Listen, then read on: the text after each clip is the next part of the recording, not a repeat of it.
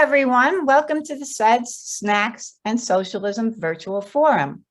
Today's topic is education as political football. Our speakers today are Jack Gerson, Cassandra Curiel, and Keith Brown. This forum series is a cooperative effort of the Alameda County Peace and Freedom Party, Bay Area System Change, Not Climate Change, and the Oakland Greens. I'm Marcia Fineland, and I'm going to be the moderator today. We'll be starting with presentations by the speakers. Following that, you will have a chance to ask questions and make statements. Please find the chat and participants and reactions icons at the bottom of your screen. You can signify that you want to be on the stack by typing stack in the chat, or you can use the hand raising feature, which may be under either participants or reactions. We welcome your various political opinions. We do not allow personal attacks on individuals, and we do not allow interruptions of speakers unless it's the timekeeper. So now we are going to go to the speakers, who are going to have initial time of up to 20 minutes each. We're going to start with Jack Gerson, who's currently a teacher in Alameda. He's a writer and a retired public school teacher and a former Oakland Education Association executive board and bargaining team member. After Jack earned a PhD in biostatistics and worked on epidemiological and genetic research, he became a much appreciated math teacher at Castlemont High School. Jack is a long-time socialist. Take it away, Jack. Great. So thanks, Marcia. I should mention also that I taught in Oakland until I retired, and I hadn't taught for several years. I am teaching in Alameda now. This will be the fourth time in 5 years that I've taken a long-term assignment, anywhere from a couple of months to a semester when there's an emergency at Alameda High, short a teacher. But what I'm going to talk about is mainly lessons from the state takeover of the Oakland Public Schools from 2003 to 2009, and the aftermath, which I believe is relevant today, because today Oakland is basically threatened with the county takeover, which is really a state takeover, which the county is a fig leaf for the state, really. Very similar to the state takeover with many of the same players. And San Francisco is being threatened with a state takeover. And both of those are because of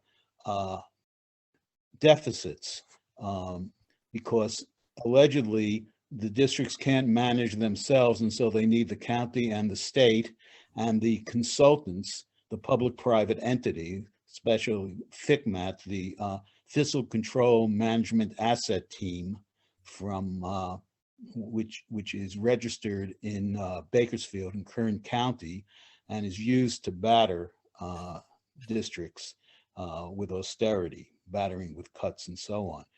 So I'm going to, I do want to mention before I forget, though, that I'm also an active member of Oakland Teachers for MUMIA.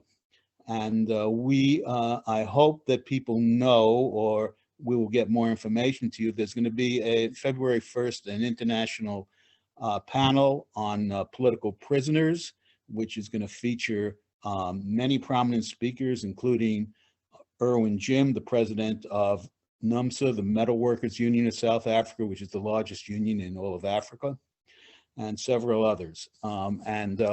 We hope to have another teach-in, as we did 22 years ago, on this one on political prisoners, like Mumia and others.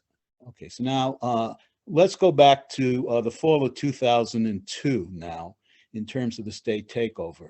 At that time, Oakland was running a $37 million budget deficit. Now that was made into a mountain, but it's really not a huge amount compared to the budget of a school district like Oakland, which is hundreds of millions of dollars. But it was used as an excuse to take over the district. And it was done as follows. A man named Don Parada, who was the state senator from Oakland, and at the time the president pro tem of the California Senate, was the principal author of a bill, SB 39, which stipulated that the state would take control of the Oakland Unified School District as of January 1st, 2003. And the state superintendent of public instruction would be the person responsible for administrating he or his designee. Now, in the November 2002 election, a man named Jack O'Connell, a former teacher and a Democratic state legislator, was elected state superintendent of public instruction. He was elected thanks to funding of $500,000 raised by one man named Eli Broad, a billionaire, a Los Angeles billionaire who believed that he was uniquely qualified to apply his business model for education, bottom line oriented, to schools and school districts around the country. And he got two of his friends together with him to contribute $500,000 to O'Connell's campaign. That was about 10 times what the funding had been in the previous elections for that position. So they bought the job for O'Connell, who won. Now, who were his friends? The other two? One was a man named John Doerr, D-O-E-R-R. He's Mr. Silicon Valley venture capital. He was the primary venture capitalist behind the funding of Google, behind the funding of Amazon, very close to the Apple leadership. And he also established the New Schools Venture Fund, a conduit for money from the billionaires, including himself, to charter schools. Eli Broad and the Broad Foundation especially used that. And the other contributor was one Reed Hastings, at the time the president of the California School Board. He's the founder, and he's the CEO of Netflix and the co-founder of Aspire Charter Schools. Okay, those three bought the position for Jack O'Connell. Oakland was put into receivership, essentially, under state administration. And Jack O'Connell, and Oakland's mayor of the time, a man named Jerry Brown, selected Eli Broad to handpick the man who would be the state administrator for Oakland. Eli Broad picked Randolph Ward. Randy Ward was a student at the time in Eli Broad's Urban Superintendent's Academy, which has subsequent, in the years since, has graduated well over 1,000 people, mainly military officers and fast-track executives who became senior executives in school districts around the country. Superintendents, they call themselves often not superintendent, but CEO, because they want to sound like business. It's the business model. CEO, chief academic officer, chief operating, chief financial, and so on. And anyway, so they come in and they take over the district. The first thing that Randy Ward does is he selects a whole team of graduates from the of acolytes of Eli Broad to run things, to assist him in running the district, and institutes a 4% across the board wage cut. That is not fought by the then president of OEA, Sheila Quintana, the Oakland Teachers Union, but rather pushes a vote through in the summer when many teachers were incommunicado and couldn't vote. And mail ballot wasn't allowed. Okay, so there's a 4% across the board cut, And then a large number of especially custodial staff and maintenance staff were laid off. Maintenance of electricians and so on, people who repaired broken windows. There were a group of about 80 to 90 initially, and within, after Randolph Ward got through, there were about 15 who were left. Oakland had 54,000 students in 2003, 52,000 in public schools and 2,000 in charter schools, 2,031 actually to be exact. 3 years later, halfway into the state takeover, Oakland had 37,000 public school students and over 8,000 charter school students. Charter school enrollment was quadrupled. Meanwhile, programs were cut, academic programs, vocational programs, amidst the layoffs. Where I taught at Castlemont High School, the school was broken up into 3 schools, and they brought a fourth school, a charter school, onto the campus. They closed the library and laid off the librarian. They eliminated French and laid off the French teacher. They closed down the vocational academies, the shops, which were providing jobs in East Oakland, where it was very difficult for teenagers to get jobs, particularly, the unemployment rate among young Black men was 70–80% for 18-year-old young Black men. And the wood shop, which was called the Construction Academy, the Fashion Academy, the Culinary Academy, which set up the Knights Cafe at the Oakland Airport, among other things, they were all self-funding and award-winning. They were closed down. It was criminal.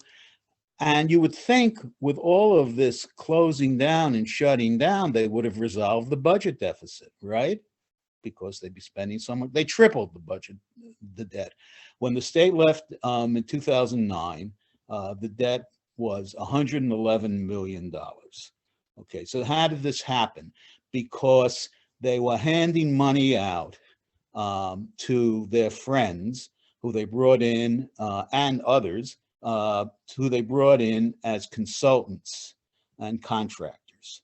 And because they were putting those that weren't getting those contracts were put on into high-level administrative positions, which were created for them.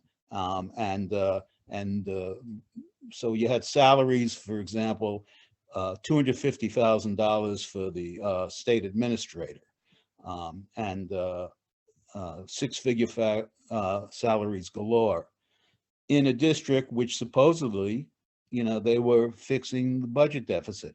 They put on so many administrators that they were sued shortly after the state takeover. The district was sued for having too many administrators, violating state education code compared to teachers, where you can have no more than 1 administrator for every 8 teachers. Who sued? The state sued, but the state was running the district, and the state sued for more than $1 million for that. That gives you an idea of of how the state came in and ran the district. How did we get in this shape to begin with?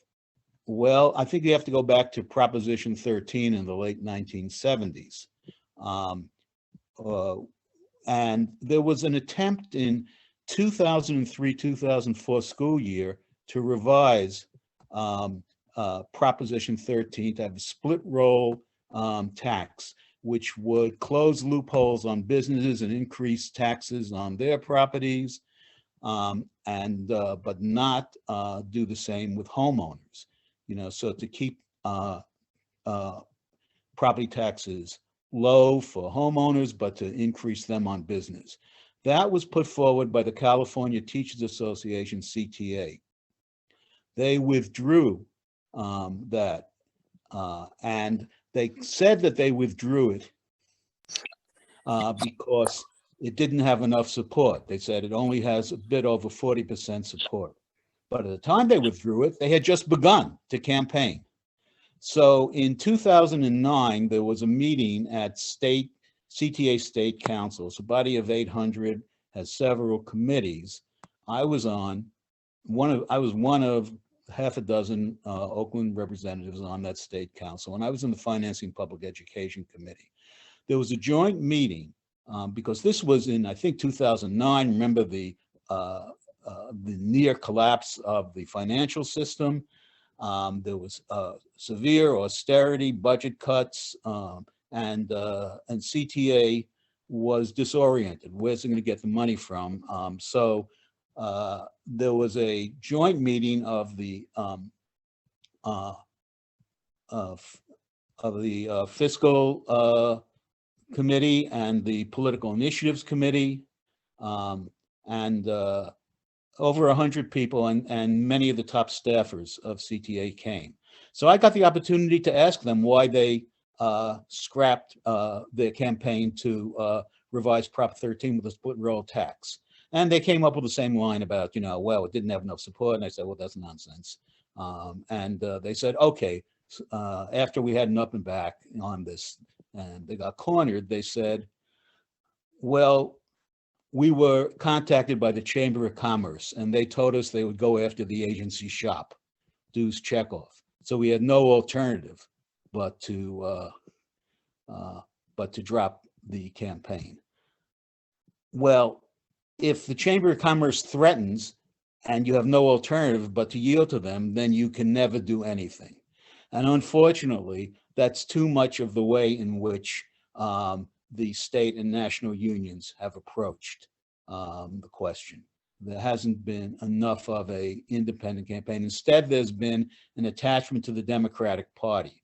I mentioned Eli Broad. He's a big rainmaker.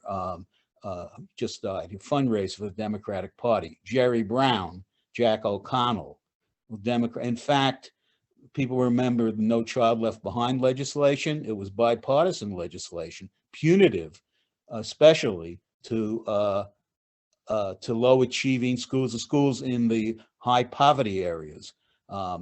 It was enabled closing them down and facilitated instituting, replacing them with charter schools. Who were the most enthusiastic supporters of No Child Left Behind?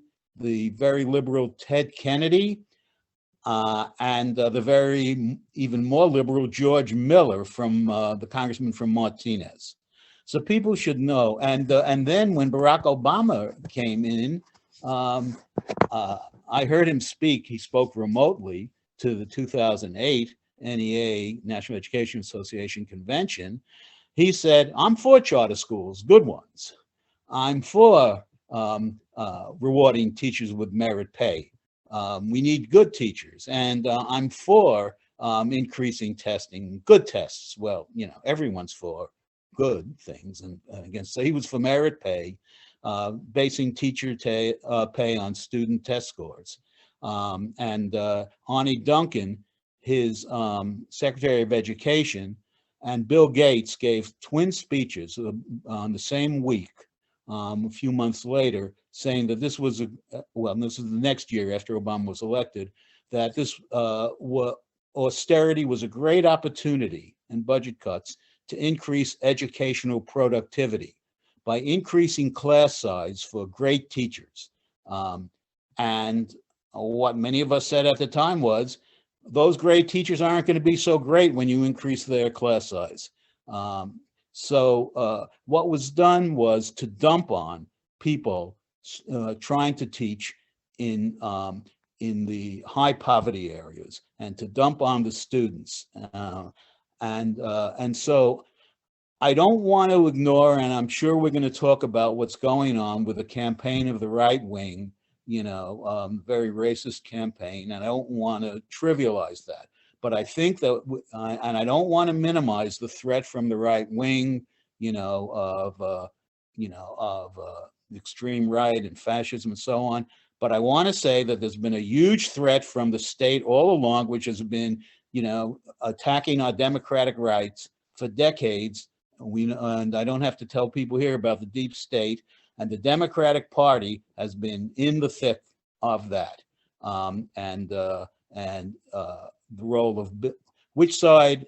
Originally, I was told we were going to be talking about the implications of the polarization of society for education. Which side was Bill Clinton on? Hillary Clinton. Which side is Joe Biden on? If we look at their foreign policy, the way they treat the people of the world, what do we have to say in terms of? I write occasionally for from Monlo, which is the leading left publication in South Africa, and I wrote an article on vaccine apartheid, vaccine imperialism. Has that gotten appreciably better under the Democrats? No. So 2 more minutes if you're near wrapping up. 2 more minutes, please. Okay, thank you. So I'm going to wrap up now. And what I'm going to say is that if we are going to move forward in education and elsewhere, we are going to need mass protests. We're going to need organization independent of those political parties. And if we're to get the funding that's needed for class size reduction, for example, for fighting off these attempts to take over, the San Francisco, Oakland, and elsewhere, we need massive campaigns of teachers, parents, students, community. The teacher unions, the state and national teacher unions on their own are not going to launch that unless there's tremendous pressure from below.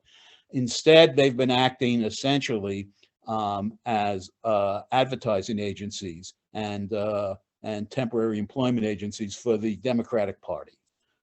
And we have to have a very different approach than that. I'm going to stop now. And thank you very much for the opportunity.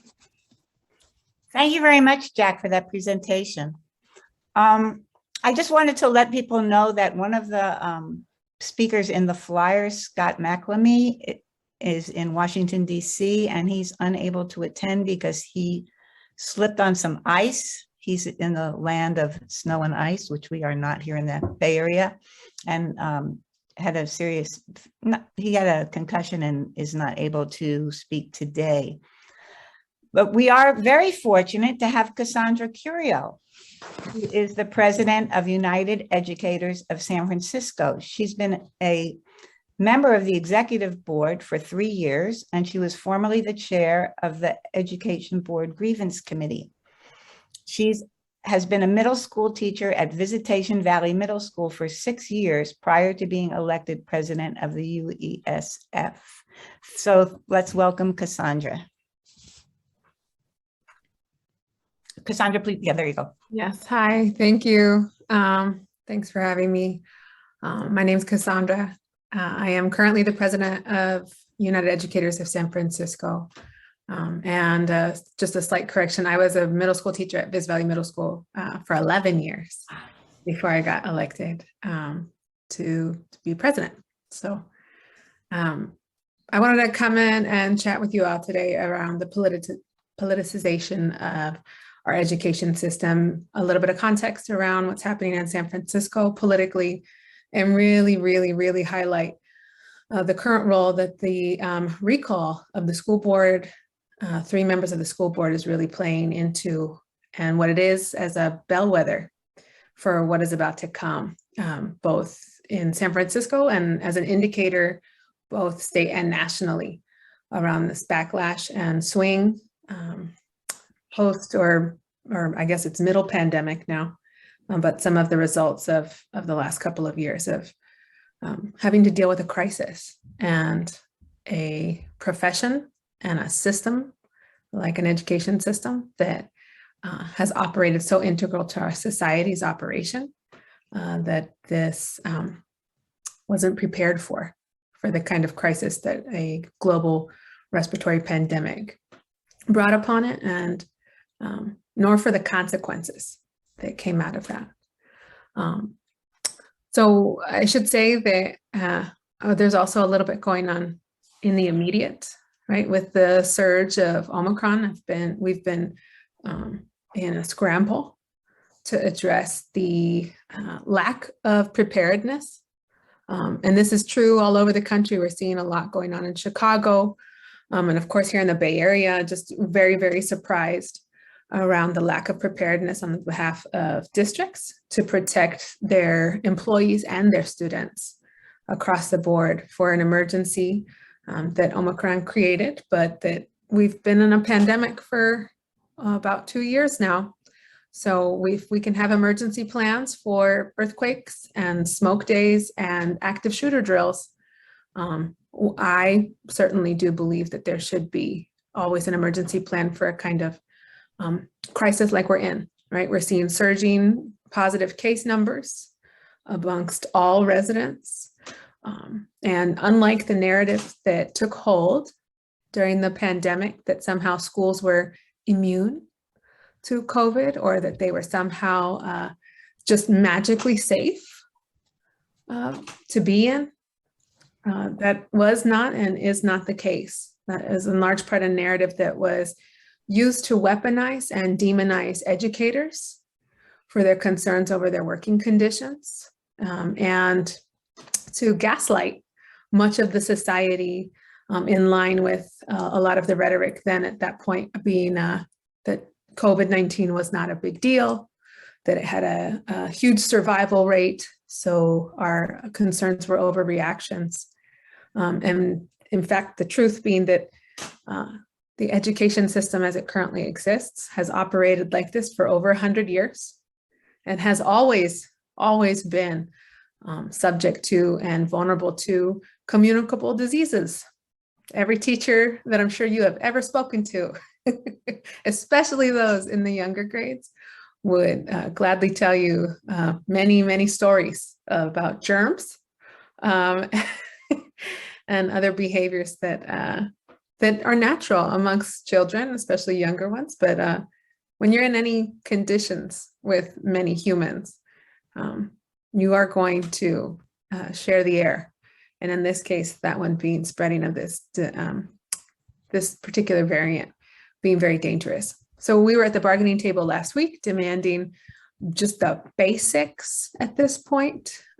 We want masks, high quality masks, N95, KN95, and KN94 for access for all employees and all students. We want weekly testing to take place at school sites and the collection of those specimens to be happening at school sites. Right now, the system has people driving around to various collection places all over the city on different days. So it's kind of very whack-a-mole. And then of course we need COVID sick leave, which we're seeing today a little bit of indication that the state is ready to step in, but I mean, this should have been a thing and been prepared for.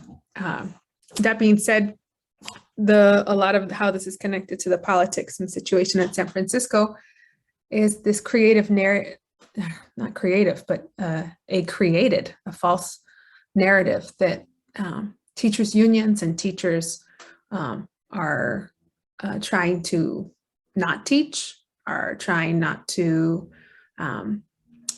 perform the functions of our profession, simply because we're concerned about our working conditions. And that in fact, the "don't close the schools" headlines that have been filtering all around are coming from the same faction of individuals. What are sometimes called, amongst other unions, the reopener groups, who kind of under false pretenses flatly just demanded that schools be reopened because they are safe. And that didn't come along with or hand in hand with with our demands, which is, yeah, schools should be open, but they should be open safely. And these are the things that were needed to do it. And what happened in the conditions while that argument was taking place was, I guess nicely could be seen as an opportunist moment, and is being lauded as a venture capitalist / techie takeover of education. And they're wanting to innovate education. We've heard this before, and hearing Jack speak now in the history, right? This is not the first iteration of Silicon Valley / techie blockchain advocates coming for the innovation of education, and entirely outside of the context of being professional educators or having been in the education system at all. They are the largest funders and promoters and advertisers of this school board recall. They start off with a call to action as parents. A little bit of digging on the main folks, will find very quickly that some of the out front face of these campaigns are not in fact public school parents. Some of the very vocal individuals are not in fact even participating in San Francisco schools, let alone public. And then of course, the disclosure of their donors really covers a lot of the same exact narrative that Jack was just describing from when I was a child in school that was occurring here in California. But now here we are repeating history. The biggest funders of the school board recall are Arthur Rock, who is also the biggest funder of a challenge on state ballot coming this year to challenge collective bargaining rights in California entirely. There is also a voucher initiative on the ballot. None of this is a coincidence. This is all connected. This is all entwined. And these individuals who are purporting to be now the voice of all parents are actually, in fact, tied very closely with these initiatives and with the companies and nonprofits now that exist, or the PACs as they call them, that are pushing through some of these initiatives and looking. And so the school board recall is one of the very first initiatives that's underway on our ballot here in San Francisco. So the ballots are going to be mailed out on the 17th and will start arriving. The recall, the end of that election is on the 15th of February. And the three individuals that they are that they've pushed forward this initiative to recall are individuals who are also representative of groups in San Francisco, students and parents who make up the majority. San Francisco School District is a majority school district of students of color, 80% free or reduced lunch. And these individuals are representative of that community. We have a commissioner who is from the Bayview and who is Samoan American. We have a parent on the board who is a Black woman and a former educator as well. And then we also have another who is from Mexican American descent, Spanish speaking, bilingual, and who is also an educator on the board. And all three of those individuals are being recalled. The consequences of this situation really line up back to back very closely. Some timelines that will put at risk, in large part, the future of, or at least the future of San Francisco Unified School District for the next 5 to 10 years. To be very quick about it, there's a new superintendent search happening now. The board will decide on that in the summer. So the outcome of that recall is super important. United Educators of San Francisco has been operating off of an expired contract for over 1.5 years. We've just recently initiated, I came into office in July, trying to get to the table on this. COVID negotiations take a priority over that, but trying to close out a contract before the recall's results come in is super important as well. Otherwise, we are in an unknown situation. And then, of course, as Jack mentioned, state takeover threats from this year in a very, very, very fraught situation. The district, actually, the school board voted to approve a reduction in workforce of over 360 individuals, claiming that our school district is currently what would they say, over-resourced in educators, claiming that we have a 16-to-1 teacher ratio in the district. That is false.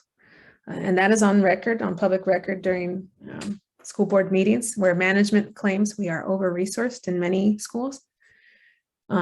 We have dilapidated buildings falling apart. The chief of operations for over buildings and grounds states that we are loving our buildings to death instead of fixing them. And our students are learning in these conditions right now. We started the school year off fighting for the same demands we have now. We were fighting for weekly testing. We were fighting for high quality masks. We were fighting for ventilation, forced ventilation. And we were just trying to mitigate, trying to just stopgap measure during that fight. And this was something that had been going on for a while. They found extra bond money just sitting around, and suddenly were able to purchase portable air units for each classroom. And that was in September, October. And so all of this is happening in the context of a political circus, wherein these tech bros and venture capitalists and the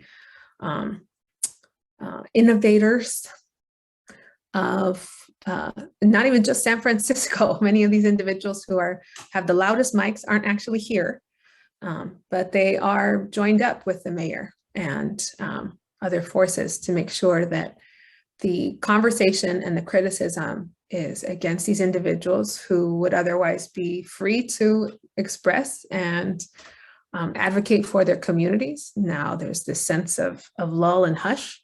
We have a superintendent who stays very, very quiet, does not go out and publicly advocate for much, and currently is at the wheel, and who is also a former state administrator from Oakland Unified School District while they were under state management. And so there's a lot to be said around having a former state administrator driving your school district to state administration. A lot of criticism about that from my perspective and from our point of view. And then of course, we'll then have into the next school year. Will we continue to be in a pandemic such as this? Will the variants continue? Will this subside? It's unknown. Who will be holding management accountable and making sure that employees are actually doing their job? And when I say employees, I mean the management employees, those 145 upper level management unrepresented by any union, but instead in positions of leadership. And when you look around at what's happening in San Francisco Unified, you look around and really ask, where is that leadership? And we can see it in the school sites. We can see administrators stepping up to try and fill the gaps wherever they can. We can see teachers doing more than we've ever done before. Our nurses and our social workers are entirely beat up and overwhelmed at trying to address this, and all at the same time knowing that our students aren't getting what they deserve even pre-pandemic. San Francisco Unified School District educators are the second lowest paid in the area. Our paraprofessionals, those are the non-certificated but are members of UESF, are some of the lowest paid workers in SFUSD, and that is the largest and most growing number of vacancies. These are individuals who work with students one-on-one, face-to-face every day in our special education classrooms, in our bilingual classrooms, working as a family liaison, as a security aide. And many times they are the folks that are the closest to our students one-on-one. And they're quitting by droves. They're disrespected, and they're not paid well enough to even respect their time, and they don't work a full day. The San Francisco Unified School District doesn't employ them for a full 7 or 8 hour day at this point either. And then you throw into the mixed substitutes. Right now with the Omicron variant, the issue is not one of wanting to or needing to do distance learning. In fact, it's banned in San Francisco, in the state of California, just to be clear. I believe it's AB or SB 10 was passed in order to allow for distance learning. That was a waiver for virtual teaching that expired in June. We do not have authorization as a state to flip districts to online learning. So that's not an option and hasn't been. And the state made sure to do that, right? One of our own assembly members, Ting, was a big proponent of not having virtual school ever again. And of course, you know, as a person who did virtual teaching for a year and a half, I followed my sixth graders into just the start of the pandemic. I followed them to seventh grade and taught them in seventh grade as well. So now they're eighth graders with their one of my colleagues, but it was not great. No one loved it. Well, I can't say that. There was a few students who really loved it. In particular, a student I have from home hospital who had never been able to attend school because of his immunocompromised and medical condition, but he was able to be with same age peers online while we were in distance learning, and he had an excellent experience. And so it can really change the way that we can educate moving forward, but as a large scale initiative, the California legislature has made sure that that's not an option. And so here we are, trying to maintain schools open. And when a variant is going around with individuals who are fully vaccinated, boosted, and are still catching it and needing to quarantine and time to heal and be sick, the question this week became, who will substitute when we need substitutes for the substitutes? Every single person who is exposed without high quality masks, without regular testing, we can't mitigate the spread. And now currently, to date, we still do not have COVID sick leave. So folks are burning through their own time if they have it. Not a lot of folks really accumulate at the same rate, especially if they're new. They maybe have 10 days if they're first year. And so the issue is one of a crisis on crisis on crisis. Right? We have a crisis of, Please wrap up. thank you. We have an absolute crisis of chronic underfunding of public education in California for well over 30 years. On top of that, a crisis that the pandemic has created. On top of that, a crisis of now this political wave of individuals who believe they can come and innovate education without consulting, discussion, partnership, or any even respect for educators. And so now our focus is turned. Tomorrow I'll be out door knocking and working with the No School Board Recall campaign that's run by a parent group that is both educators, parents, and community members who are against the recall. Very aware of the fact that a lesson my family taught me early on in life, which is the friends you keep say more about you than your words do, right? And so those who are drawn to this recall campaign is very telling around values, around consciousness, around action. And so we have to be involved, and we have to be moving in the direction that we know we need to for now, and also making long-term gains. And that's what my normal day job is supposed to be. And we'll be working to continue to advocate for all of these things and make sure that when I do go back into the classroom, it's the classroom and the schools that we all deserve, not the one that I left. So thank you. Thank you, Cassandra. So I do not see Keith Brown, our third speaker, who is the president of the Oakland Education Association, in the room. If he appears, someone should send me a personal chat or perhaps call out in between other speakers without interrupting anyone. So Keith Brown is the president of Oakland Education Association, and Oakland, the teachers had a 500-member walkout or sick out on Friday, and he's kind of in the middle of a lot of stuff and said he might be late or might not be able to attend, but he would like to, and if he does attend, we'll certainly fit him in.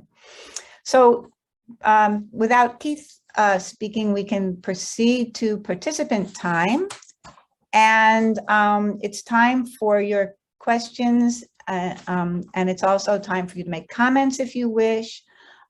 Please limit your time to 3 minutes, and we will probably take a few speakers in a row and then go to the speakers to answer questions. If you can find the chat and reactions icons at the bottom of your screen, and you can either raise your hand, which is the easiest thing for me to see, and I already see some hands up, and I will be calling on people pretty soon. I'll call on about 3 people at a time, I think. Or you can type stack in the chat. It's probably easier for me to see your hands at this point. We welcome your political opinions. Remember, we don't allow personal attacks on individuals or interruptions. So I see Matt Owen and Bill Balderston. I don't see any other hands up. I see Tom Lacey's hand up. So I'll call on those 3 first, and then we'll go to 3 more, starting with Matt Owen. Go ahead, and then we'll probably have answers and whatever. Go ahead, Matt. Hello. Greetings from San Jose, which is where I'm now situated. I was listening to how San Francisco, as it is scraping along. And to me, it is shocking. I mean, San Francisco is the most expensive city, period. Okay, we all know this, of major cities. Yet their school district is scraping along. If that's true of San Francisco, imagine what it's like in, say, my hometown of San Bernardino. 2 words are flashing big and red to me, and that's systemic racism. Systemic racism, top to bottom, front to back. Our school districts, except for the extremely affluent private sector, are victims of systemic racism. Okay. The public schools as a whole, vis-a-vis their private counterparts, are victims of systemic racism. So, it's a kind of an educational apartheid that's being played out, yeah? So, we have to adopt to a situation that, once again, in another context, we're fighting against apartheid, in this case, educational apartheid. And so we have to, elevate, if you would, our struggle to that level of fighting educational apartheid and systemic racism in a place where those features are warp and woof of the society and the country in which we now are situated. Okay. So, we got a fight ahead of us. It's going to be a nasty, drag out fight, but it's got to be fought. It's got to be won, because we're living, if you would, in the consequences of it having been lost. Okay, of it having been lost. That's why we've got the sort of diseducation that results in the kind of mentality or lack thereof that is so, just Okay, time's up. Ridiculed and don't look up. We're living in that. Okay, thank you, Time's Matt. up. Thank you, Matt, for your comments. We're going to go on to Bill Balderston and then Tom Lacey. Then we will have go back to the speakers. And Michael Rubin, I saw your hand also. You'll be coming after the speakers respond. Go ahead, Bill. Thank you, Marcia. Bill Balderston, he, him.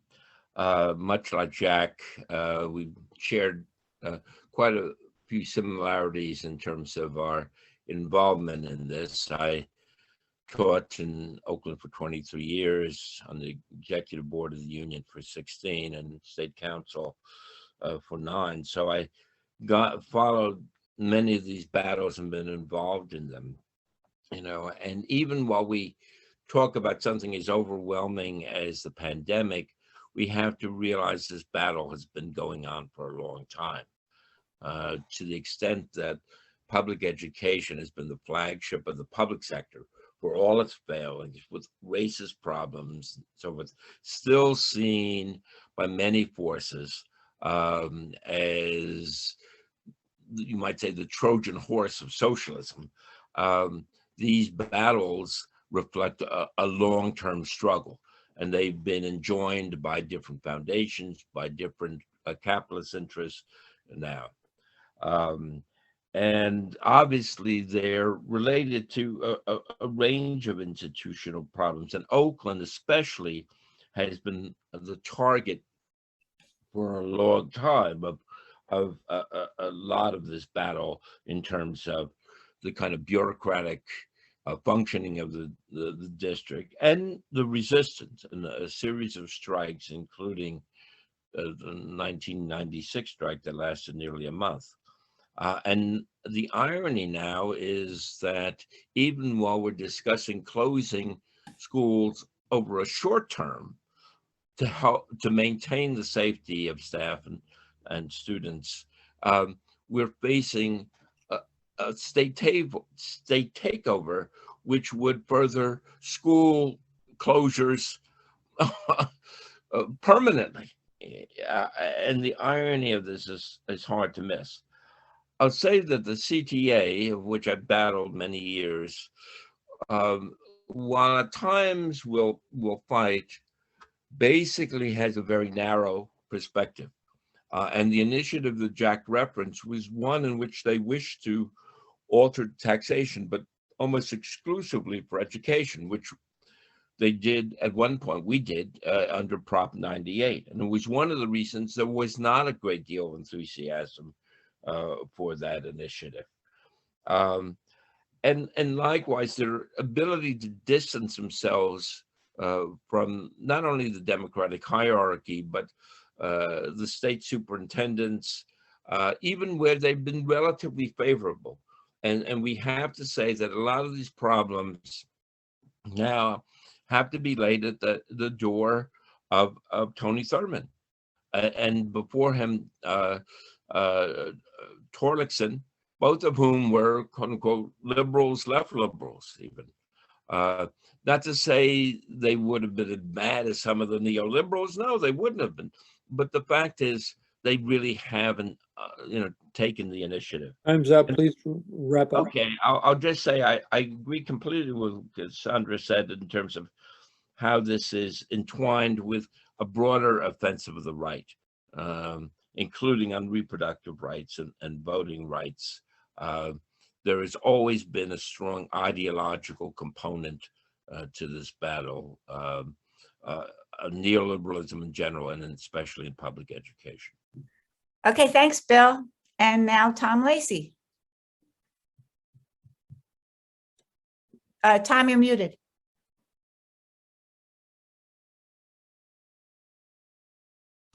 There it goes. Okay, I'll just introduce myself briefly as chair of San Francisco Peace and Freedom Party County Central Committee. And in addition, I have been, for the last 20 years, working as an admin assist for the United Educators of San Francisco. So I have watched a lot of this stuff going down firsthand. First of all, I think it's an interesting choice of words to talk about the over-resourced San Francisco Unified School District. And it strikes me that they've been over-resourced with a lot of administrators. It's been a big part of that problem. And then the other thing that Cassandra mentioned was the Chicago Teachers Union. It's a very interesting comparison between San Francisco and Chicago. One of the primary differences, as people may know, is that in Chicago, the school board members are appointed. The citizens of Chicago do not vote for administrators. They vote for a mayor, and the mayor chooses who the administrators are.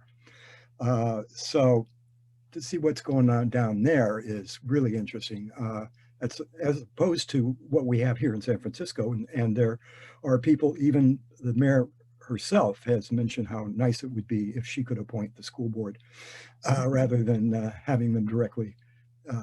So, I mean, they're laying the blame for a lot of what's going on democracy, it seems to me.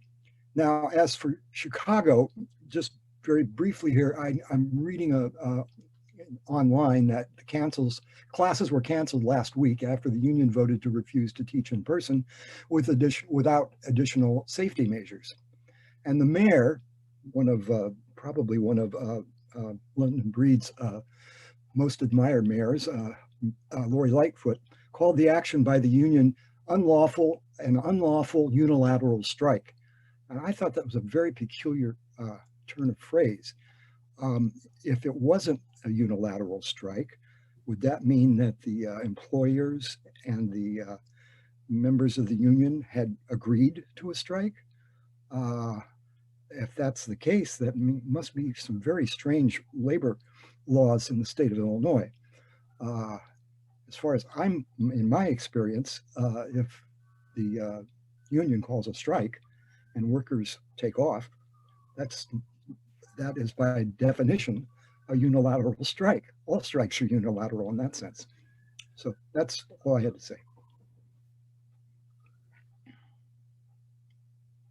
Okay, so I haven't heard any questions, so I'm going to call on Michael Rubin and Pete Ferruggio and see if there are any questions for the speakers.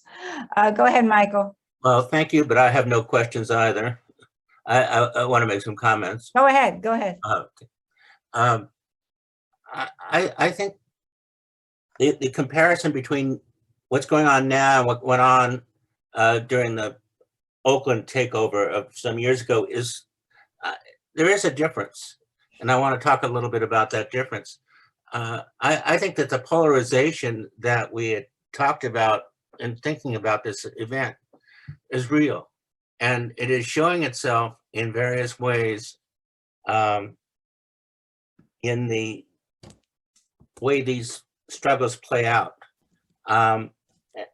The first thing I noticed, as someone who favors independent political action myself, I noticed the decline in support for independent political action because of lesser evilism.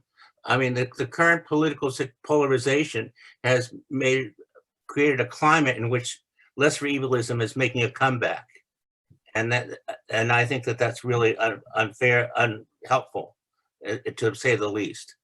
I think that the situation that we face at this point is one that my brain is not working today. I think that the polarization that we see is playing a role, and really makes the current situation somewhat different than the situation some years ago when we had these battles over in Oakland over the state takeover. I think that we need to one of the ways that the polarization is playing out is precisely in the question of the role of parents in school policy. I mean, basically, the right wing is using the issue of parents say so in school policy as a battering ram in school policy, which is something not entirely new, but much more pronounced than it was in the past. And it goes along with in the past, the liberals and the conservatives agreed on lots of things, but the blockage that we see in the current political situation was absent. In other words, they agreed on enough to get things done, even though I didn't like much of what got done. But now everything is, fought to the last nth in a way that wasn't true in the past, and it makes our situation much worse. Time's up, please wrap up. Well, let me just say it's made our situation much worse for our detriment. Over. Okay, thanks. So I'll call on Pete next, and then I'm going to go back to the speakers. And I see your hand, Dave Campbell. You'll be after that. Go ahead, Pete. Speaking as a communist, I have to say, at the risk of stating the obvious, there needs to be a massive demand for huge funding for the social safety net and public education. 10 years ago, when I was fighting all the education, the test and punish regime and all of that kind of stuff, it didn't have as sharp an edge as it should have. Now we're talking about life and death, especially for children. This Omicron supposedly isn't that deadly, although it remains to be seen. But every organism with this virus in it is a breeding ground for new variants. And who knows if another more deadly Delta will come along. So I just think it's criminal that the union bureaucracy of both the NEA and the AFT, well, the reason being they're both tied to the Democratic Party, and Democratic Party is part of the problem because they should be demanding massive infusions of our tax money into rebuilding the schools, hiring more teachers, making and providing safe buildings for the children to go to. So I guess I'm overstating the obvious, and it's a damn shame we don't currently have a revolutionary party in this country to raise these demands. But at least amongst ourselves here, I feel it's worthwhile just stating the obvious. Thank you. Yeah, thanks. So I was going to return to the speakers to see if they want to have any reactions, or because we don't exactly have questions, but we do have some new issues raised. Cassandra, did you want to say something? Sure. Yeah, I would. I mean, a lot of the through line here is at least the way that I see things connecting, right? I'm using my galaxy brain, is some of the things actually that I ran on to get elected, and so did my slate of officers. Around really organizing as a model for how, not the model, but the operation by which we initiate the kind of change that we talk about, right? And we can't continue to shout upon our singular mountains, or in this case from our classrooms, around the changes that we know we need if we aren't also having productive and sometimes a little bit conflictory conversations, discussions with each other, with our colleagues, with other unions, with families, and all for the effort of building coalition.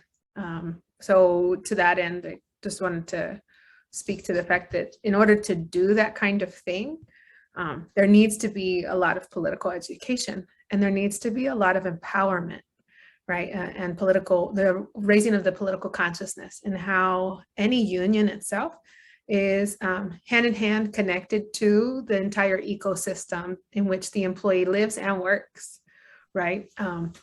And so that's why we've been bargaining for COVID safety with all of the unions that are employed by SFUSD, and in many cases bringing in the city's partner unions, right? That those members are also, especially in the trades, many more of them work in the city, and they're having the kinds of protections that are not afforded, pun intended, by the district.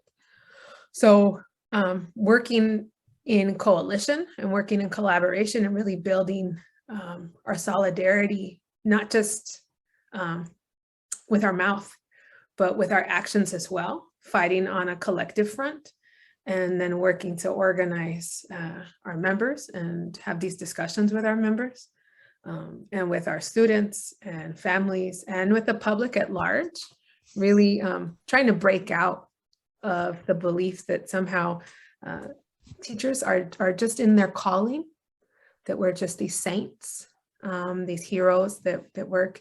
We are professionals. We are very well trained. We are very well educated, and we should be both respected in that way and listened to. We know what we're doing. We know what we need, and we're also really good listeners. And so it's easy for us to work to build these coalitions, but we need the empowerment and the education to do that. And that's what we're set on in order to build for the kind of movement that we're going to need against, be that the district, the city, or the state, in a collective way. Thanks, Cassandra. Jack, do you want to weigh in here? Yeah, a couple of things. I agree with what Pete said about the need for massive movement for massive funding, and not just in education, but especially in education and other social safety net areas. We need universal free medical care and so on. I thought if I didn't make that clear, it's because that's what I and people I worked with stood for and fought for. I hope I made it clear when speaking about the need for that kind of funding.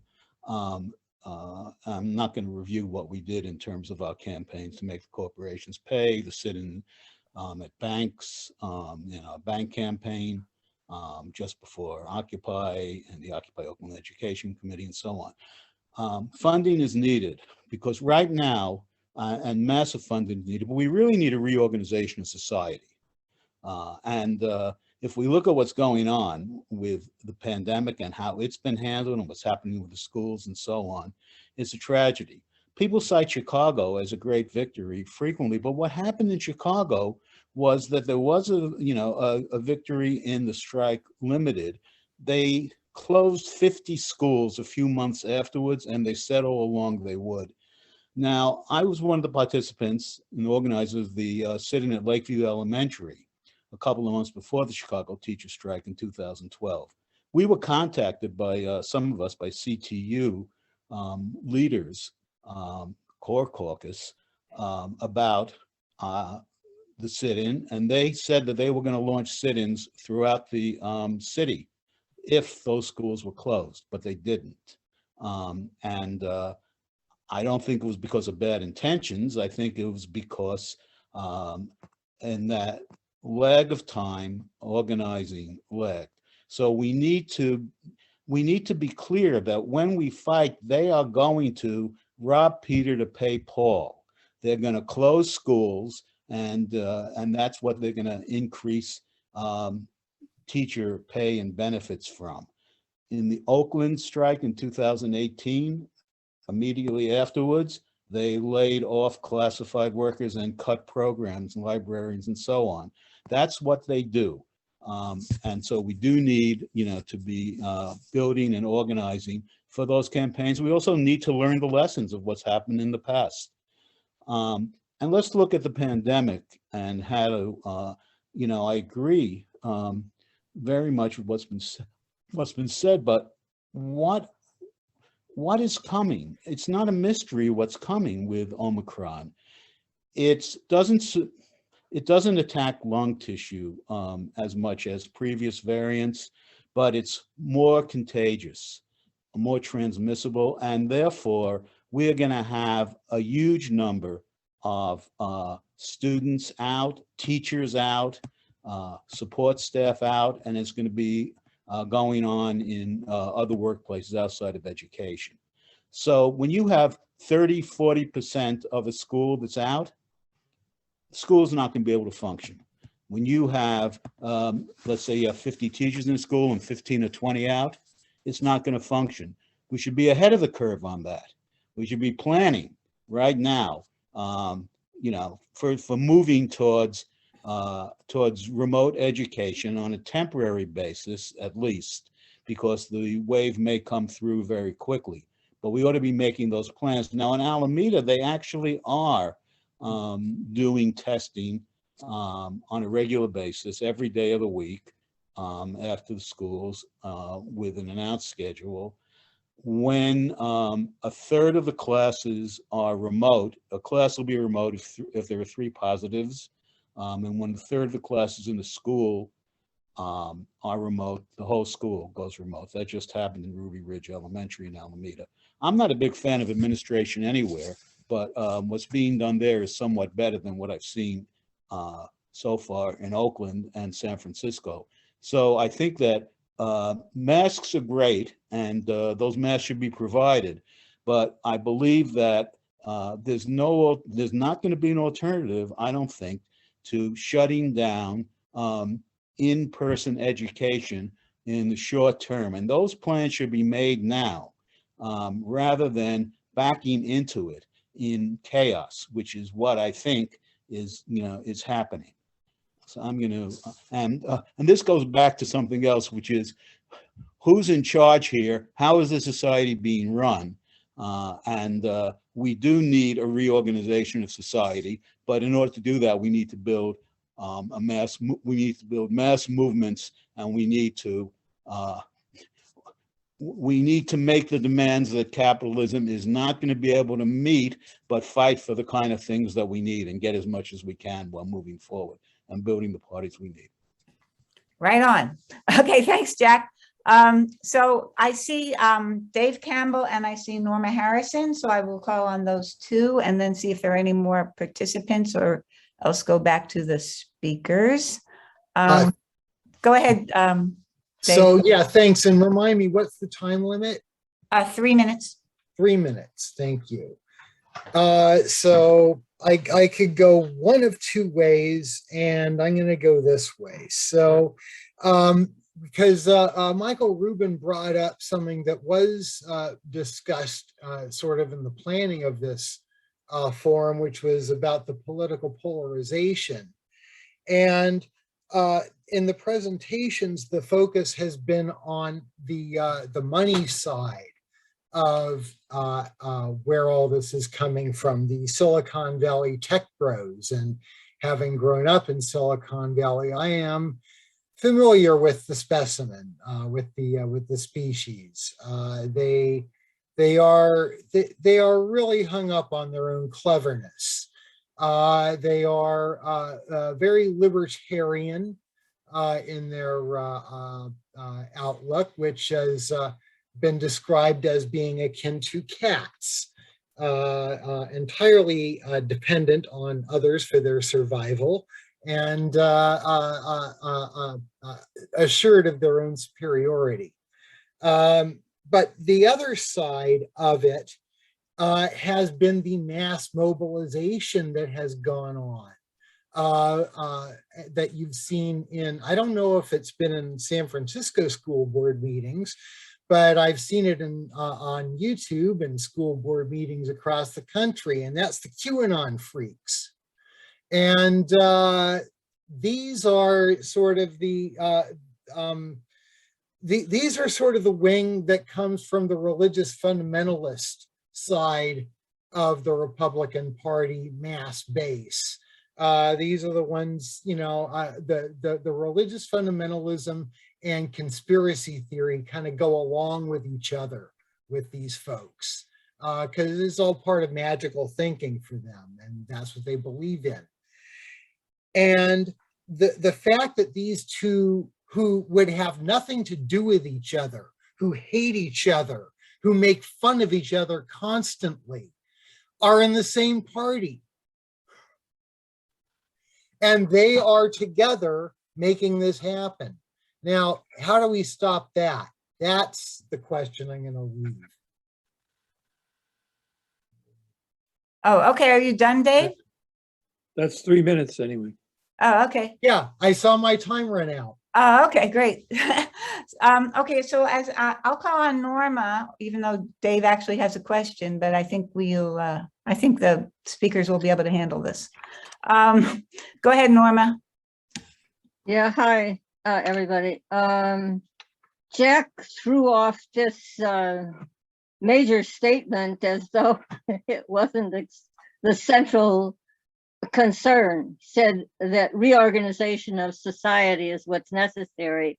That's exactly right, and I'm not going to talk about that here, but I do want to acknowledge it the same way I want to acknowledge the status of problems that we're living with, like the virus and a whole bunch of other stuff that I'm not going to talk about, and I don't see my way around those at this time. And I'm not going to make any recommendations. I do want to talk about us taking for granted that people who have an education are separate from people who don't. And the people who don't know it and feel bad because their status is not as great in society as the people who have gone through however many years and collected however many diplomas, which is a great problem for social unity-ish and all that.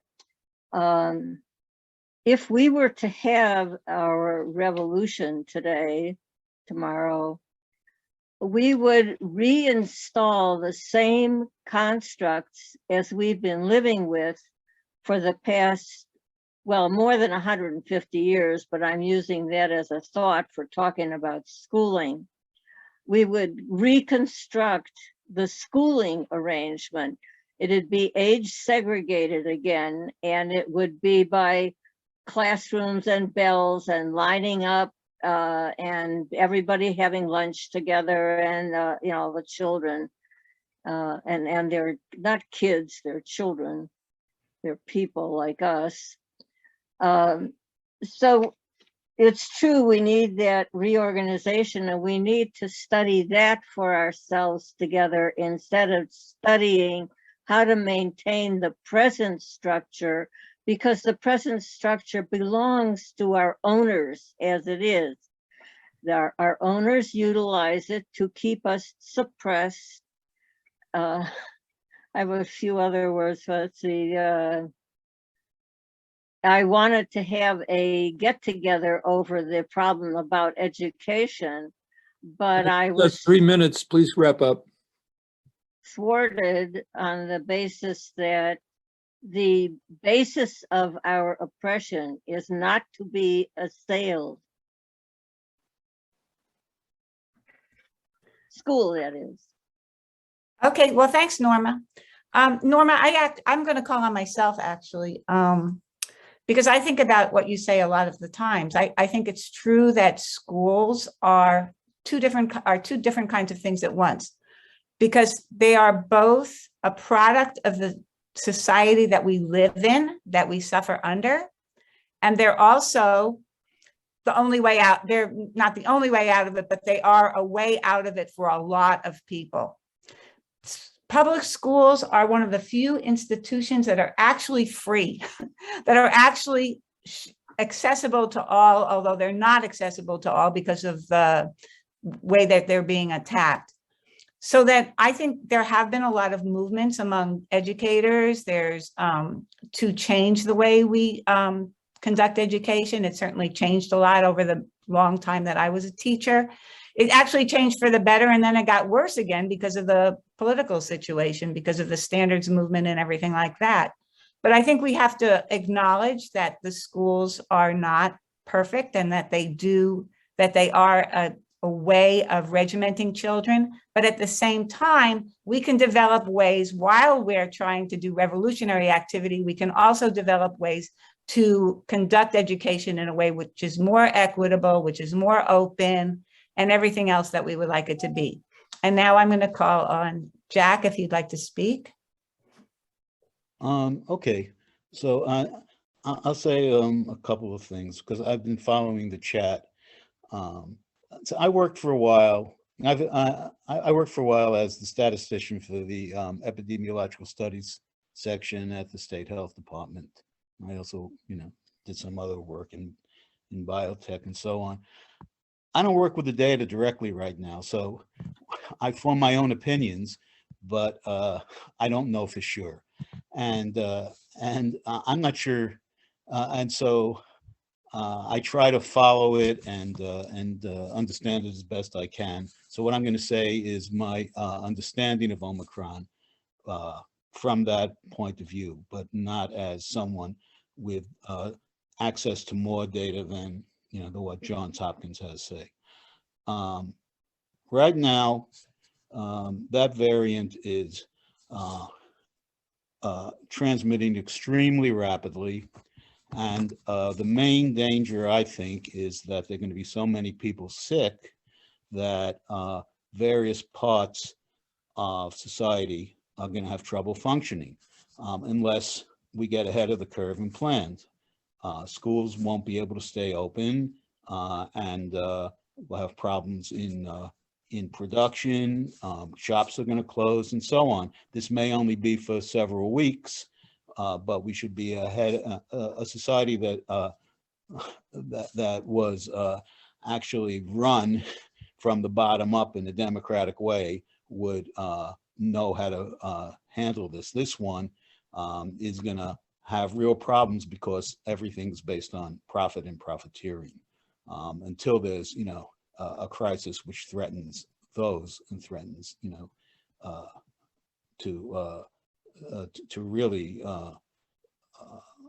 threaten the faith people have in what's left with the people running it.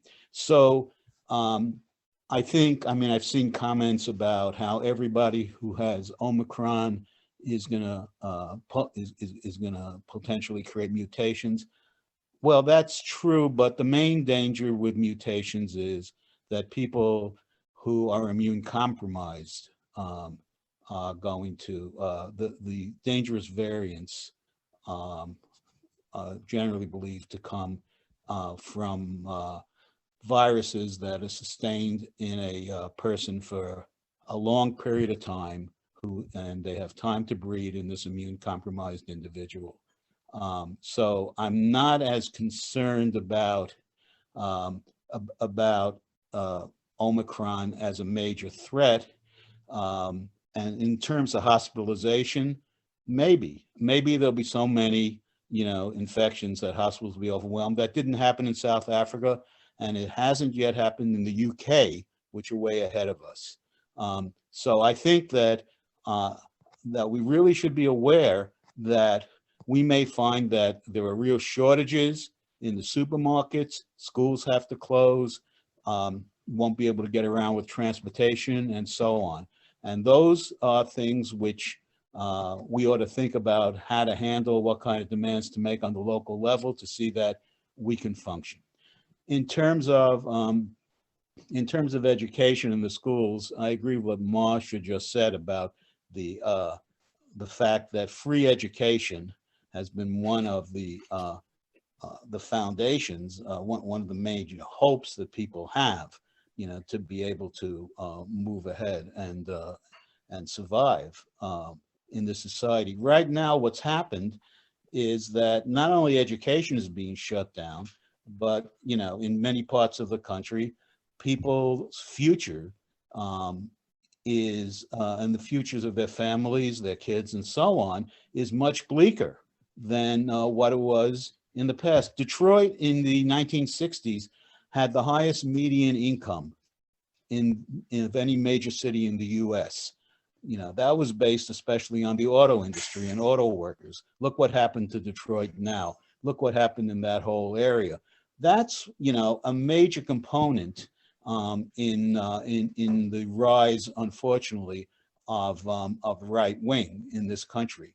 That combined with the racism, which has always been overlaid with, you have a combination of a class struggle which gets unified, but there's been racism which is overlaid in the same individuals.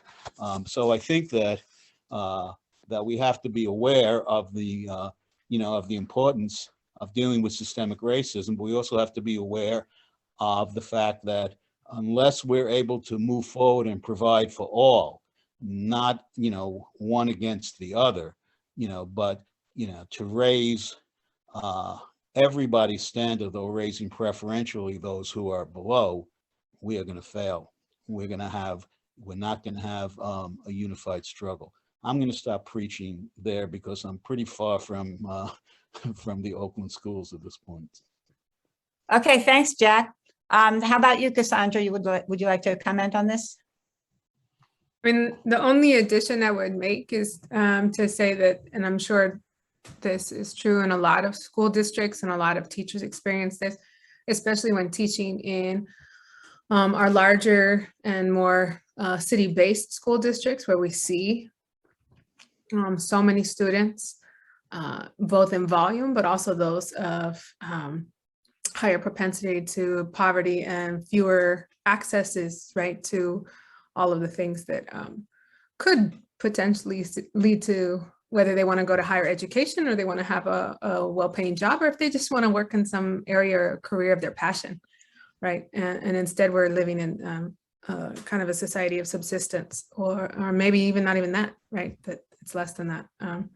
But ultimately what we're seeing, these are all things that are symptoms of a sick system. And the system is across the board. Despite COVID, we knew this was happening before.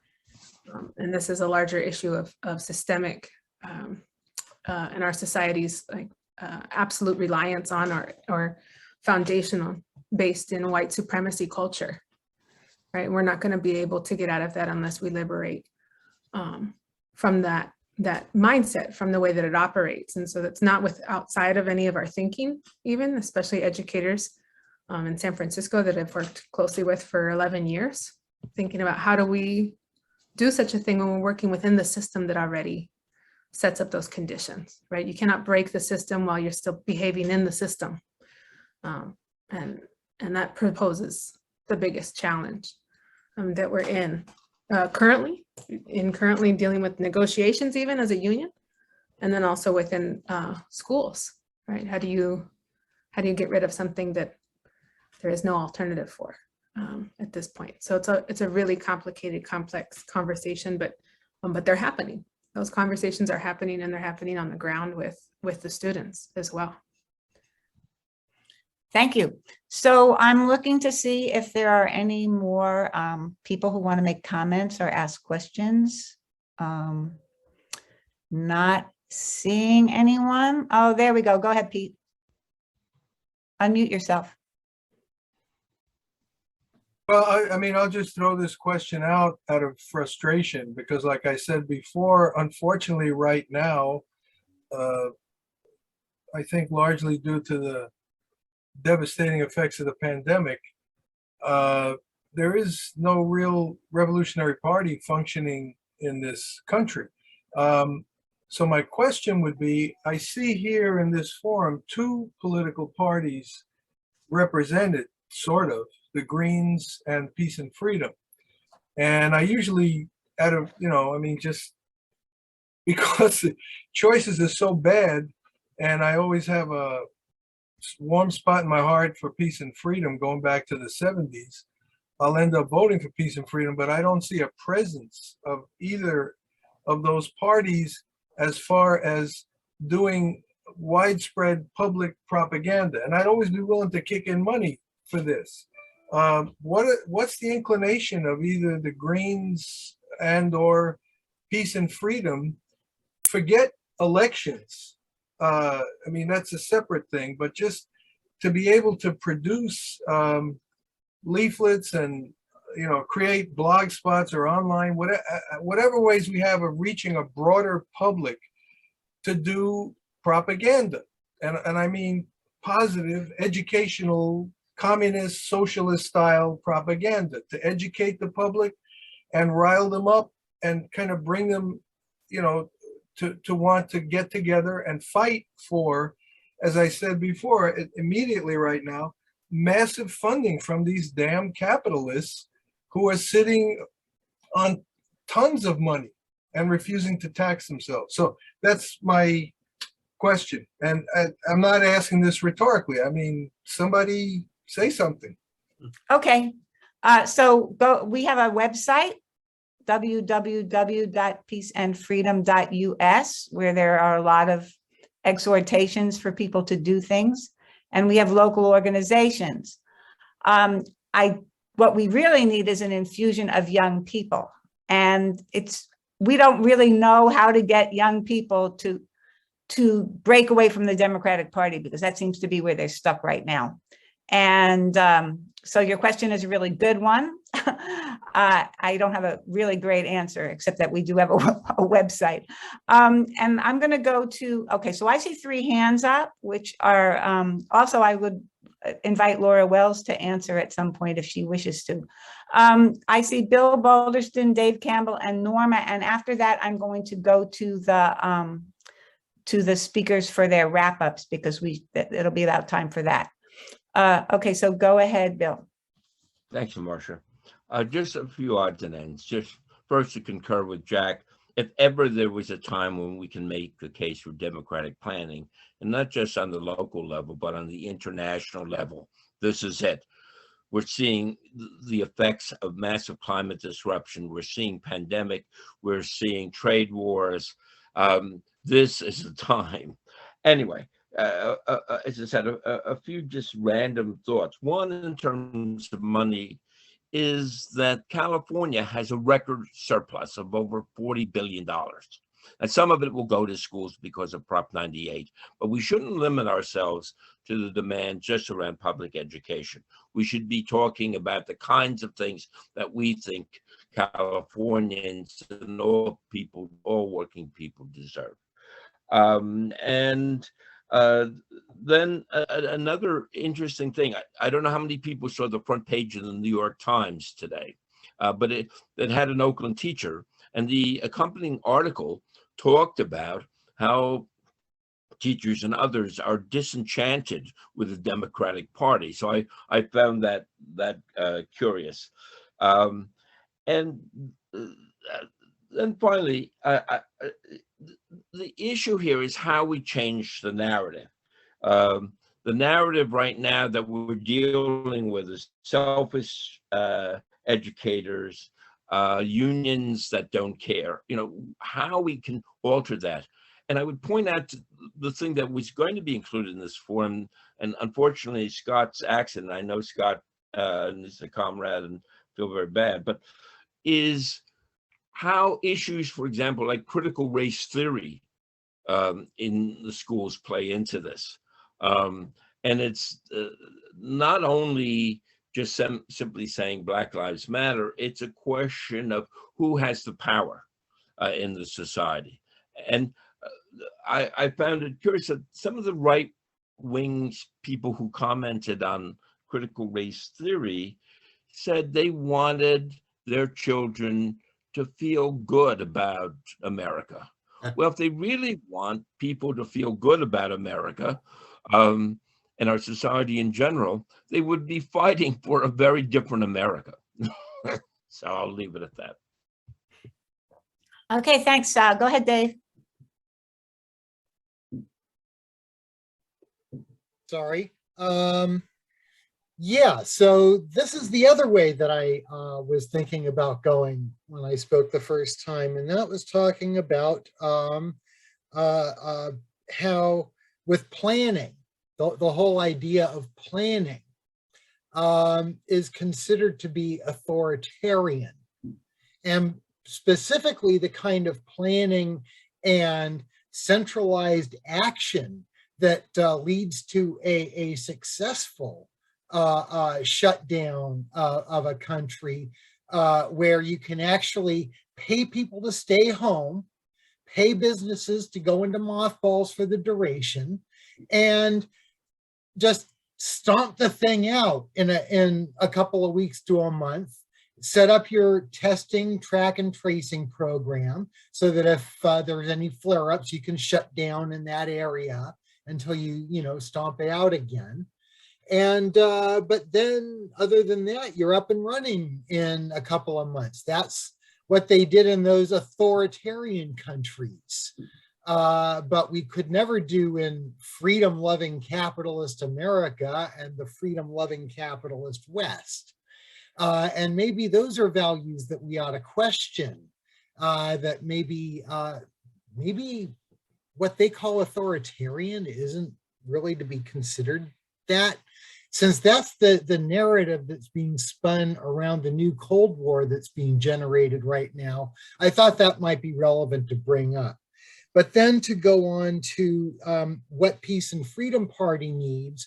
Peace and Freedom Party, to me, is the only organization I know of that is actually shaped like a mass workers' party. The only thing that's missing is the mass of workers, because they are stuck in the Democratic Party, because they see Peace and Freedom Party not doing anything. And so they say, why would I join Peace and Freedom? Whereas if they joined Peace and Freedom, we'd be able to do things. So there's the dilemma. There's the catch-22, especially young folks. They come into a Peace and Freedom Party meeting and they see me as the youngest person there. And they say, I don't see any young people there, so I'm not going to join. And so we don't get any young people joining. How do we prevent, how do we break that? Somebody tell us, please. Okay, Over. thanks, Dave. Go ahead, Norma. Well, PSL has figured out ways to get young people. What's PSL stand for? My mind is someplace else. Party for Socialism and Liberation. Thank you, thank you. Good. They have managed to attract younger people, so maybe, and they have extremely good analyses. Their analyses are constantly brilliant. Their methods are quite another problem. I put my name on because Cassandra said something about what needed to be done for teachers that I wanted to repeat and have since absolutely forgotten because I was going to say yes, and we need to do what that recommendation was for the whole of society. You mentioned, you know, all the problems, the virus and we need to talk about the control that we don't have and the idea of getting it. So we need to look at the places that have been struggling in communist directions throughout the world, including China and Russia, including the South American nations and Mexico and nations in Africa that I can't even name. I went to look up left nations in Africa and found there were endless numbers right after the Russian Revolution. And now I can't recall any of them, maybe Mozambique or something, but other places that we have learned not even to think of valuing. They're pushed from our minds altogether. Those are the Cuba, you know, those are the places that we have to rely on as being exemplary for how we need to do it. Now, they're not as entrenched, or they weren't as entrenched as we are in this for-profit system that is totally out of our grasp, including that we want the teachers to be credited for working an 8-hour day. And so an 8-hour day is kind of like, this is the way things are, an 8-hour day. Well, no, it's not. It could be a 20-hour day because that's what we want to work at it for. Or it could be no work today because that's what we want to do today. It's the idea of the way work is arranged. It's an imposition on us of the same form as is prohibition of abortion. You had Hey, sexual 3 minutes intercourse. is up. 3 minutes is Right. up. Wrap up. Right. Okay, I get a phrase in. I get the end of that sentence, please. Abortion. What was I saying? It was you had sexual intercourse, therefore you will be punished by having to birth a baby. okay, well, thanks, Norma. So now that our time is up for the participants, I see 2 people who have not had a turn to speak. So I'm going to ask you to, we're going to go to 2 minutes for Stan and Jean, and I apologize, but you guys raised your hands at the very end. So Stan will do 2 minutes. Go ahead. Yeah, first off, I want to say as one of the organizers, I tried hard to get Keith Brown. He wanted to speak. Yesterday, as Marcia mentioned earlier, 24 schools were shut down in Oakland. 500 teachers walked out. There's threats of retaliation by the school administration.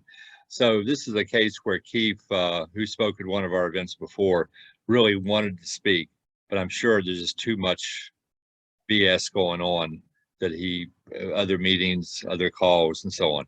So I apologize on his behalf. I think that he would have made a great contribution. I'm very glad that Cassandra Carell was able to speak on behalf of the SF teachers. This is sort of amusing, not amusing. A few thoughts. I'm a parent, but not of a school-age kid. He's past that. That ship has sailed. He's in his early 30s now. But I do talk to a lot of particularly trade unionists whose kids and I found very mixed views about returning to school. There seemed to be an implication, and I'm not accusing anybody of anything, that it was mainly right-wing parents that want schools to be reopened. I can think of a fair number, actually, probably majority are Black and Latino working class parents, union parents, who very much want schools to reopen.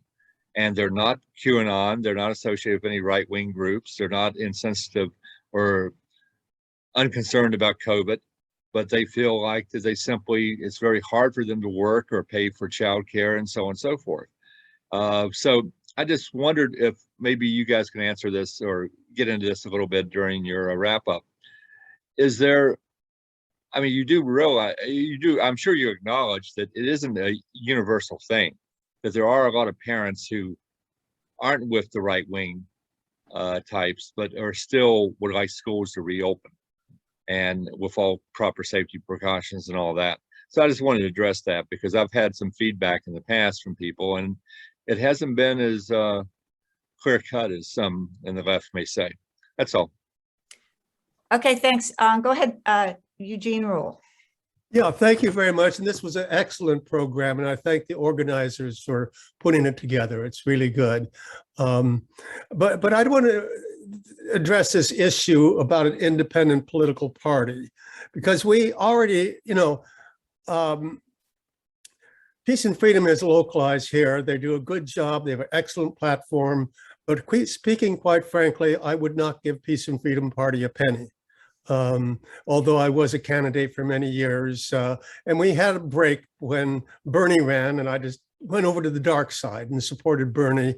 And so a little bit of history there. But I also just want to say, although I don't support Peace and Freedom itself, I do support PSL, Party for Socialism and Liberation, which has operated within the Peace and Freedom Party in terms of the electoral politics. And their candidate, Gloria La Riva, has always been for the last couple of years, sessions, has been the candidate in the Peace and Freedom Party ticket. And I do support them. I give them $25 a month because they are on the right path in two ways. First of all, they don't bash the Bernie people, which has expanded from Bernie to they now have what, 8 or 12 socialist candidates in Congress. So that's a major achievement, I think. And they're also the brains behind Answer, which is a major political organization that organizes about half the demonstrations on almost any issue. So, and I just think that people ought to look at them more carefully. I support them, and thank you. Okay, so now Keith Brown has appeared. Keith, I think you haven't been able to follow the conversation, but I want to give you the opportunity to at least have 5 minutes, if that works for you, to talk about what's going on with the Oakland teachers or the topic that you think that you're supposed to be talking about. So go ahead. Hello, everyone. I'm Keith Brown, a teacher in Oakland Unified School District, middle school teacher, released as president of the Teachers Union, Oakland Education Association. So much to talk about.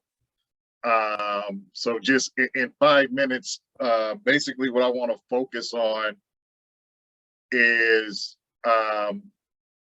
in Oakland, it is unacceptable, like during a public health crisis, unprecedented public health crisis, where we have families waiting in line for COVID testing, families that go in line at 3:15 at a school site for a PCR test, and then at 4 o'clock they're told, oh, we have to go home, this is shut down.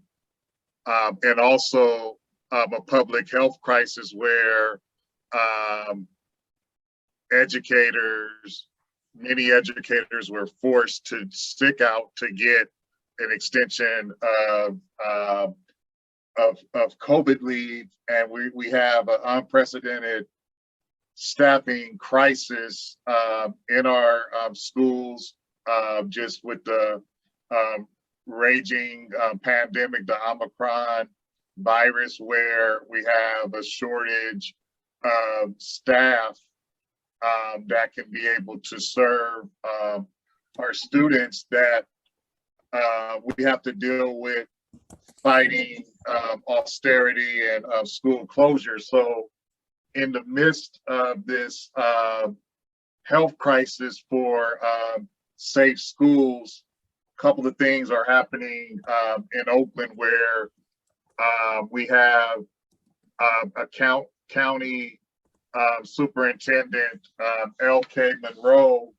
sometime in November, the county superintendent sent a letter to OUSD basically saying that there were concerns about the budget, and it was a letter of going concern, and basically proposing that the district make cuts. And this is despite the fact that we have over a $40 million budget surplus, and our district has received $300 million in COVID relief. And this is all because of FCMAT, which is a nonprofit state-financed agency that is unaccountable to voters, parents, and the community. So I think we are all familiar with just the 2 decades of disinvestment in Oakland schools, where Oakland schools were forced into a state receivership in 2003. So this is what one of the things that we're dealing with is the county pushing for a county takeover, and also pushing for FCMAT control of our schools. And also in December, there was a resolution proposed by OUSD board members, Gary Yee, and Gary Yee is now the president of the OUSD school board, and Shanti Gonzalez, proposing that OUSD does another round of school closures. And we all know that there's no evidence that school closures saves the district money. And also we in the Oakland strike, in the 2019 strike, one of the things that came out of the strike was a resolution that requires no closure, no merger or consolidation would happen without the inclusion of a planning period no less than a school year or 9 months. So, and that was passed by the OUSD board. So this proposal to bring forth another round of school closures is in violation of the resolution that came out of the Oakland strike. So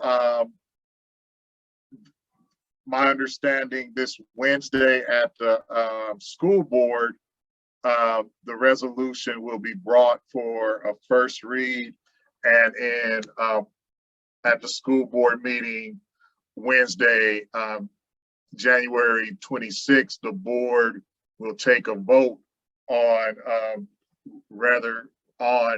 bringing another cohort of school closures. So I believe there was discussions about what's happening around the country with school boards.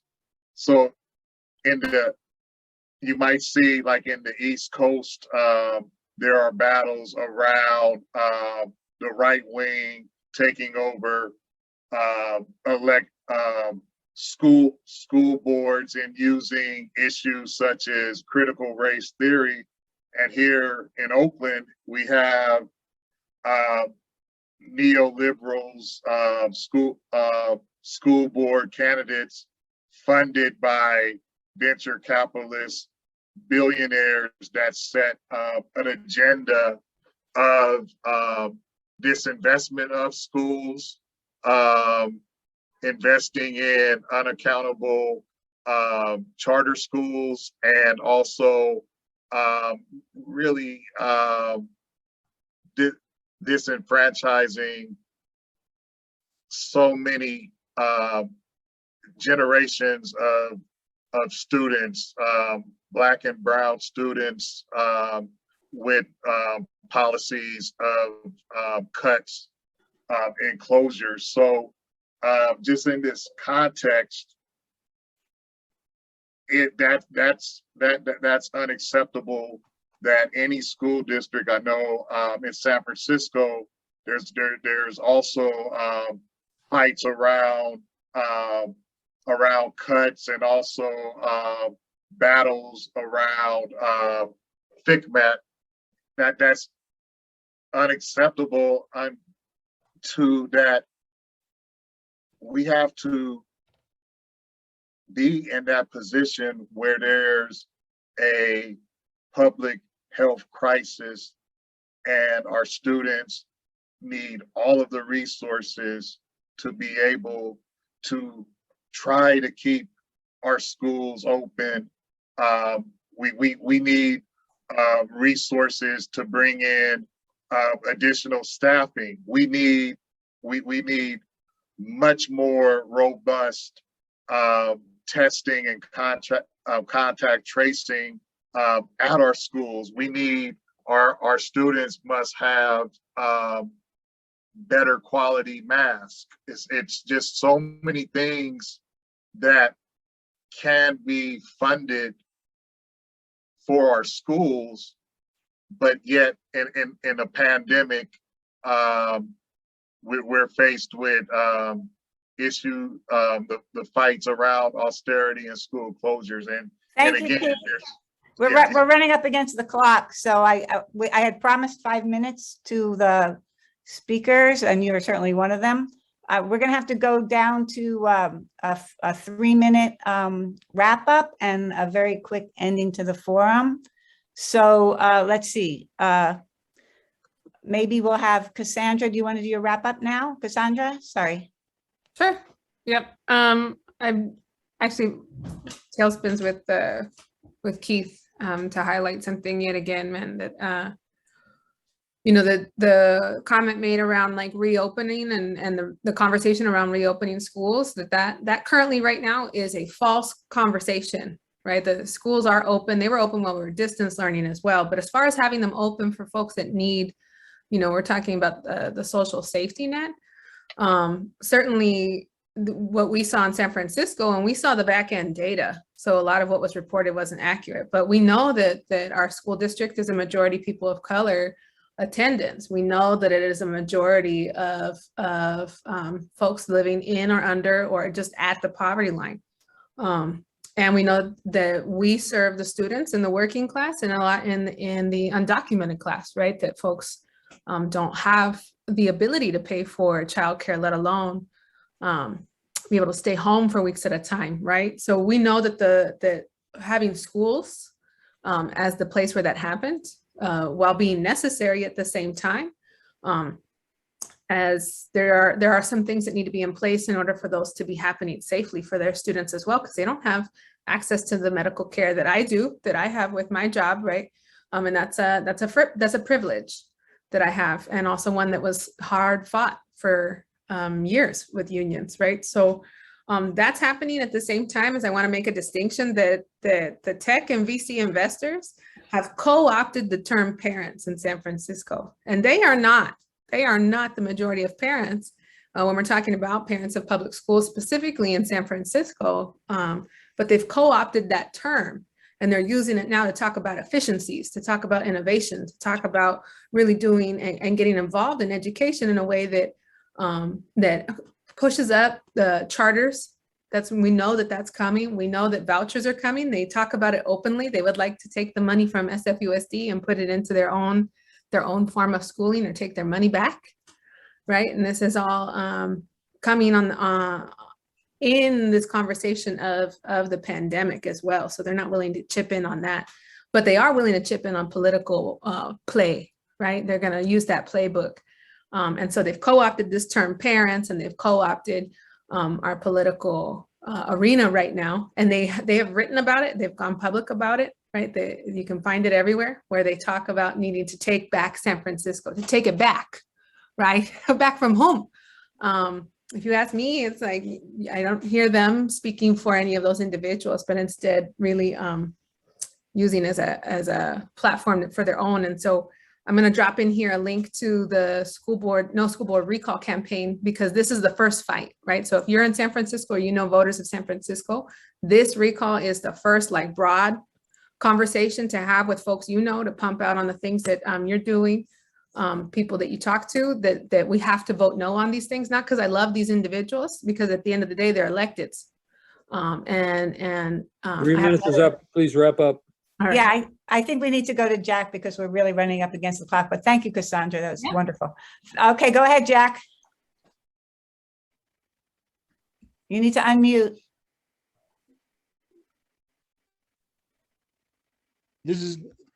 I'm trying to be mainly to Keith, which is, I think that in Oakland and elsewhere, there needs to be a plan now for moving towards closing schools, to have the contingency.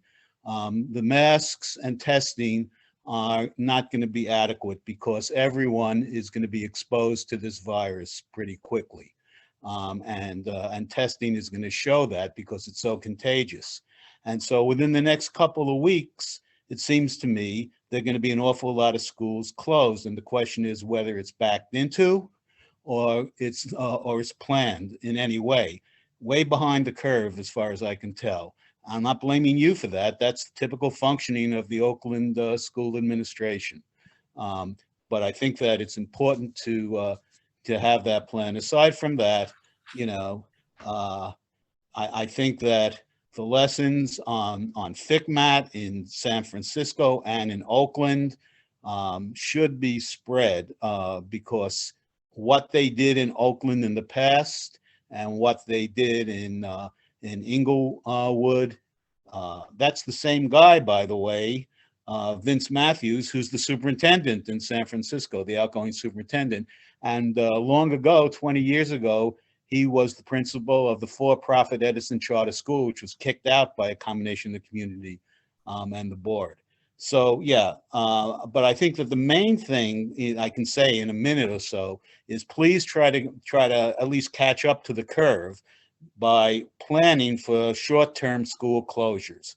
And if because those are going to be necessary, and if they're not planned for now, and to have a systematic way to start moving schools out, we're going to be in chaos. Thank you. Thanks, Jack, and thanks to Cassandra and also to Keith and to all of the participants. This was a really interesting forum, even though it was different than the forum we had imagined. So I want to thank everyone for participating, and we have these forums the first Saturday of most months, although you might notice sometimes they're the second Saturday. Join us again in February. We'll have to announce the date and the subject later because we're still planning the February forum.